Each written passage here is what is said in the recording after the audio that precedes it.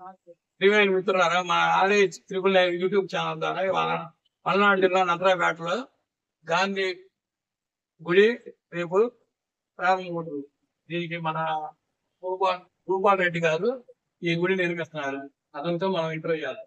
Sir, మీరు గాంధీ నుంచి పరిశోధన చేసి గుడి కట్టాలనుకుంటున్నారు కదా, ఈ గాంధీ గుడి ఎందుకు కట్టాలనుకుంటున్నారు?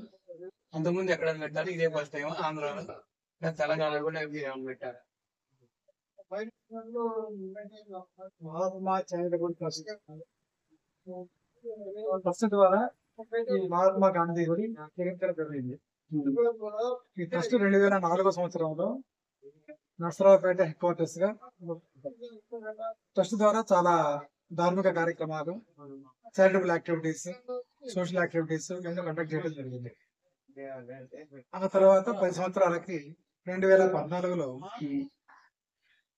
హైదరాబాద్ విజయవాడ హైవే, నల్గొండ జిల్లా చిట్యాల మండలం వెదకాపర్తి గ్రామ శివాగార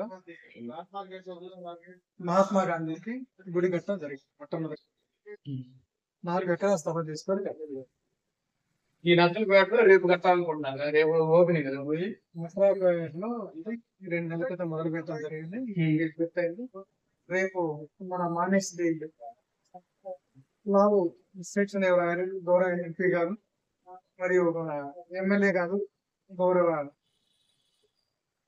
డాక్టర్ నరేంద్ర బాబు గారు ఇద్దరి చేతుల మీదుగా వీటికి ఇనాగ్రేషన్ చేయడం జరుగుతుంది. మీకు గుడి కట్టాలని ఉద్దేశం ఎప్పటి నుంచి వచ్చిందండి? భారతదేశంలో రామాలయము, గాంధీ విగ్రహం లేని ఊరంటూ అయితే ఏదో ఒక నాయకుడిగా ఒక విగ్రహము అనేది కాకుండా అతను చూసి ఇన్స్పైర్ అవ్వాలి, మనం ఉత్తేజితం అవ్వాలి. అతని ఆశయాల్లో కనీసం ఒక 10% కానీ 20% కానీ మనం ఫాలో అవ్వాలి అంటే మనకి ఎప్పుడు కూడా మహాత్మా గాంధీ మనకి ఎదురుగా కళ్ళతో కనిపిస్తూ ఉండాలి. అమెరికా విగ్రహం అంటే ఎంతో మంది విగ్రహాలు కనిపిస్తూ ఉంటాయి కదా, అవి కాకుండా ఎంతో మంది విగ్రహాలు కనిపిస్తే ఒక స్పిరిచువల్ పర్సనాలిటీ అంటే గౌతమ బుద్ధుడు కానీ, షిర్డీ సాయిబాబా కానీ, ఆ విధంగా మేము ఇతన్ని భావిస్తున్నాం కాబట్టి ఇతన్ని గుడి కట్టండి. మనం సరిగ్గా చూస్తే 1920s లో షిర్డీ సాయిబాబా ఉండేవారు. మహాత్మా గాంధీ సమకాలిక అంటే షిర్డీ సాయిబాబా 1920 చనిపోయారు, మహాత్మా గాంధీ 1947 చనిపోయారు. షిర్డీ సాయిబాబా కేవలం సేవ, స్పిరిచువాలిటీ వాటి మీద స్ట్రెస్ చేశారు. మహాత్మా గాంధీ మన స్వాత సముపార్జన, సేవ, స్పిరిచువాలిటీ అన్ని స్ట్రెస్ చేశారు. అందుకనే ఇతను రాజకీయ నాయకుడు, ఒక స్వాతంత్ర వీరుడు కంటే కూడా ఒక తత్వవేత్త, ఒక జీవన విధానం తెలిపిన మనిషి మహోన్నత వ్యక్తి, మనిషి రూపంలో దైవ స్వరూపుడు అని భావించారు. ఎందుకలా భావిస్తారు మళ్ళీ మీరు అడగండి. నేను ఆయనలో గొప్పదని ఏంటంటే ఇప్పటికి కూడా మన ఇంట్లో మనం కన్విన్స్ ఉంటే వాళ్ళకి మనం టేబుల్ కుర్చీ వేసి టేబుల్ దగ్గర కూర్చోబెట్టి భోజనం పెట్టాలంటే కాదు, దూరంగా కూర్చో, మీరు తిన్న తర్వాత తినవాడు. మహాత్మా గాంధీ 100 సంవత్సరాల క్రితమే లెప్రసీ పేషెంట్స్ కి తన చేతులతో తన గాయాలకు వాళ్లకు ట్రీట్మెంట్ ఇచ్చి కట్టు పెట్టాడు. హరిజనులకు ఆశ్రమ ప్రవేశం కల్పించింది. మన సొంత టాయిలెట్స్ కడుక్కోవడానికి మనం సంకోచిస్తున్నప్పుడు ఆయన 100 సంవత్సరాల క్రితమే పబ్లిక్ టాయిలెట్స్ క్లీన్ చేస్తారు.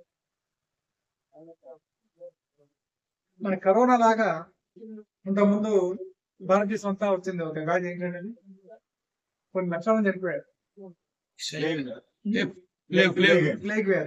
ప్లేగ్ వ్యాధి వస్తే దాన్ని భయపడకుండా సూరత్, బాంబే, పూణే తిరిగి ఆ వచ్చిన పేషెంట్స్ కి ఆయన దగ్గర సేవ చేయడం చూస్తాము. ఇటువంటి కార్యక్రమాలు ఎవరు చేస్తారు చెప్పండి? ఒక రాజకీయ నాయకుడు అవసరం కాదు, తీరా రాజకీయ నాయకుడు కాదు, ఒక తత్వవేత్త, మహనీయుడు. అందుకని ఇతని ఆత్మకథలో ప్రతి పేజీ కూడా మనకి ఇన్స్పిరేషన్. తను తప్పులు చేయలేదని చెప్పలేదు, నేను తప్పులు చేశాను, వాడు సరిదిద్దుకున్నాను, పశ్చాత్తాపడ్డాను, సరిదిద్దుకున్నాను చెప్పాడు. అటువంటి మనిషికి, మహనీయుడికి దైవ స్వరూపుడికి ఒక గుడి కడితే బాగుంటుంది అని అంత ముందు ఎలా తెలంగాణ కట్టాం కాబట్టి ఇప్పుడు మన ఆంధ్రాలో కట్టడానికి నాందిగా మన ఆంధ్రాలో ఇదే ఫస్ట్ టైం కదా. ఇదే ఉంటుంది. ఓకే అండి, థ్యాంక్ యూ అండి, మీ అమూల్యమైన ఇంటర్వ్యూ ఇచ్చినట్టు.